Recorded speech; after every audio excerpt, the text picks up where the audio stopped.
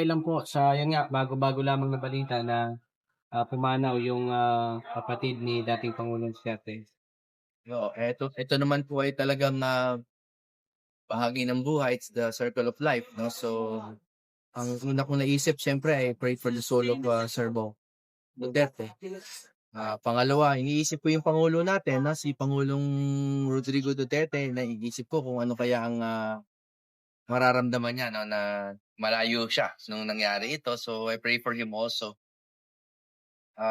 Pangatlo, naisip ko parang puro laging malingbong yung na ano, nabibigyan ng, ganitong kapalaran. Pero okey lang, ano, we pray for the eternal repose of his.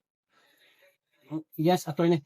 Attorney, yung, mensahe niyo na lang po sa impeachment complaint laban kay VP Sara ngayon. Um, Hindi po natin mapipigilan ang mga tao na mag-exercise ng kanilang political right 'no, to file an impeachment complaint.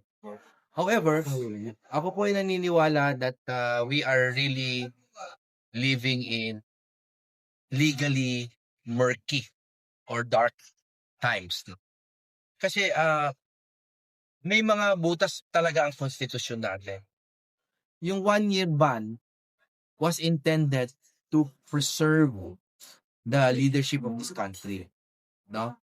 It was not meant to be used as a shield, no? Ang problema dahil hindi kumpleto yung constitution on the 1-year ban, ah, nadiskartehan na tuloy ito ng mga ibang tao to create, preventive or protective filing of impeachment.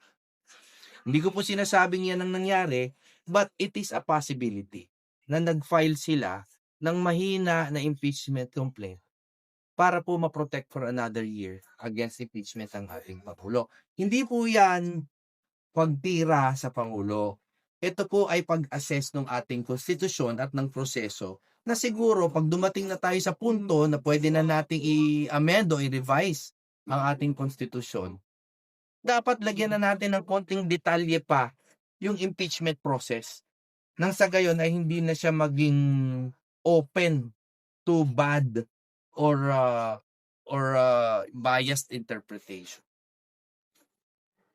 Yun. Yes. Attorney, kung yung, naunang impeachment complaint laban kay VP ay i-declare na unconstitutional, ito kayang pagkakataon na ito ngayong final nila, malaki ba ang posibilidad na umakyat ito sa Senado? Yung una kasing complaint, yung last year, ano, was declared unconstitutional because of procedure. No, not because of substance. So, yung bago ngayon na against VP Sara, baka natuto na sila. Kaya sa totoo lang, procedurally only, mas may pag-asang lumipad itong impeachment complaint na to.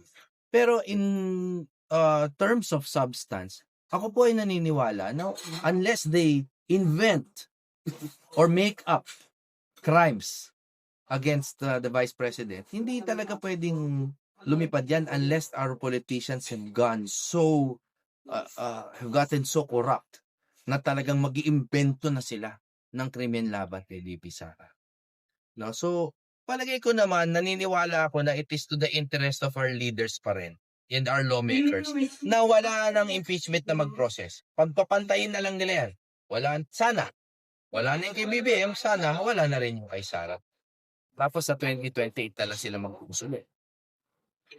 So yung final decision ng Supreme Court, sir, pagkatapos mag-file pa rin sila Wala po tayong magagawa doon kasi yung last year nga, as I said earlier, yung last year na pinail nila was declared unconstitutional because of the process, procedurally, hindi substantive, no?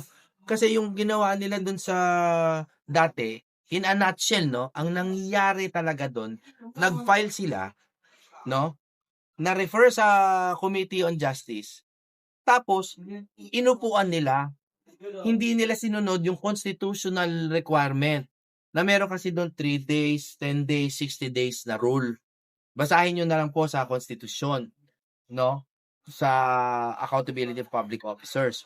Merong 3 days 10 days, 60 days na rule doon, hindi po sinunod ng Kongreso nung nasa committee na. So, napanis. Deemed na-file na. Now, nung dumating yung second, third, and fourth, ang gusto nila i-consolidate yung 2, 3, and 4 dun sa nauna. Ang bagong gatas po, kahit ihalo mo yan sa panis na gatas, panis lahat. Yun po yung desisyon. So, procedural ang desisyon ng Supreme Court. So, ibig sabihin, attorney, yung bagong ipinail nila, hindi kasama doon sa Hindi kasali final doon. na decision Yung ng bago Supreme pinail Court. nila, di tapos na yung 1-year ban, February 6, ano? So, eto, procedurally, baka itama na nila yung procedure nila. So, baka natuto na sila. Pero tulad nga ng sinasabi ko, procedurally, pwedeng maging tama na sila. Pero sa substance, naniniwala po ako na wala silang mahahanap na substance dun sa mga pinafile laban kay BP Sara. Kasi po talagang wala naman pong kahit anong evidence of culpable violation of the Constitution, betrayal of public trust, other high crimes, di ba? Bribery, graft, wala naman. Yung ano naman, yung impeachment na ipinail kay PBBM. So, hindi man lang nag-iinit sa Congress. Hindi man lang nag-init. Yun nga yung sinasabi ko kanina na kailangan talaga nating bisitahin ulit ang konstitusyon natin. Dahil yung 1-year ban na abuso, ginagawa nila, naglalabas sila, baka lang ha, naglalabas sila ng preemptive na mga complaint. Meaning, magpa-file sila, pero mahina. Naintindihan nyo, no? Opo, Pag opo. nag-file sila, tapos mahina, tapos ma-dismiss, o di 1 year nang hindi ulit pwede mag-file laban sa Pangulo. So, nagiging proteksyon yung 1-year ban nung ini-impeach na opisyal. So, hindi po maganda. Attorney, Leather meron po ba yung opinion dun sa bagong panukalang batas ni Sandro Marcos na no work, no pay para sa mga manbabatas daw po? Kasi ang para sa akin, yung no work, no pay is actually a labor code concept naman. Sa makatwid, tama naman yan in concept. Pero tulad nga ng sinabi ng maraming vloggers, kung gagamitin na rin natin ang labor code, no work, no pay, ilagay na rin natin yung mandatory drug testing. Tama. No negative result, no pay, no work dapat. Kasi ginagamit natin labor code concepts eh. Yung no work, no pay is a labor code concept. Pati naman yung drug. Kayo ba, nagtrabaho na kayo? No? Yes. Yes. Mayroon bang mandatory? Mayroon drug po. testing. Drug test.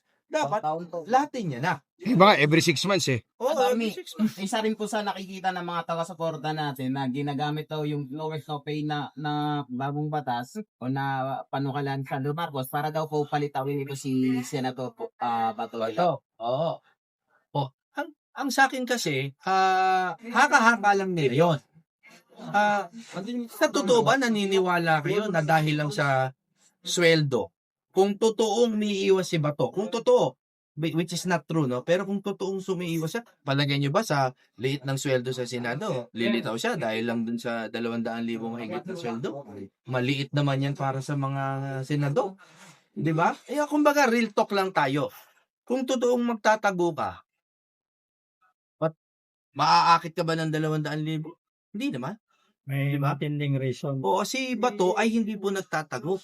Si Bato ay ipinaglalaban ang kasarinlan ng Pilipinas at ayaw niyang yumuko sa dayuhan. Hindi po pagtatago yun. In fact, pagtatago yun.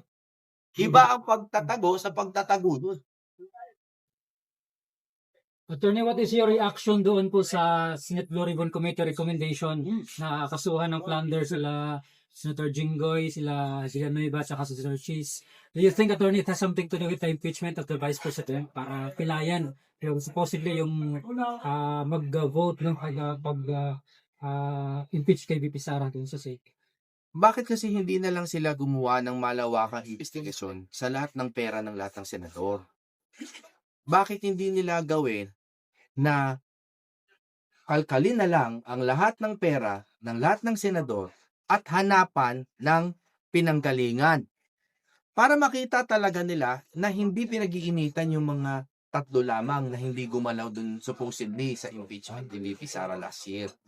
'Di ba? Kasi hindi ko sinasabi na tama yung sinabi ninyo na politika lang yung kay Cheese, kay Joel,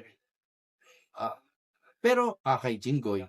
Pero tama si Miriam Defensor Santiago nung araw na sabi niya, Lord, bigyan niyo lang ako ng isa pang buhay para isa-isa kong imbestigahin ang salin ng mga ito.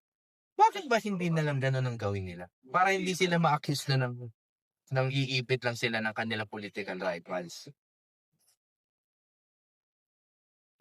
Maraming salamat, attorney, at congrats.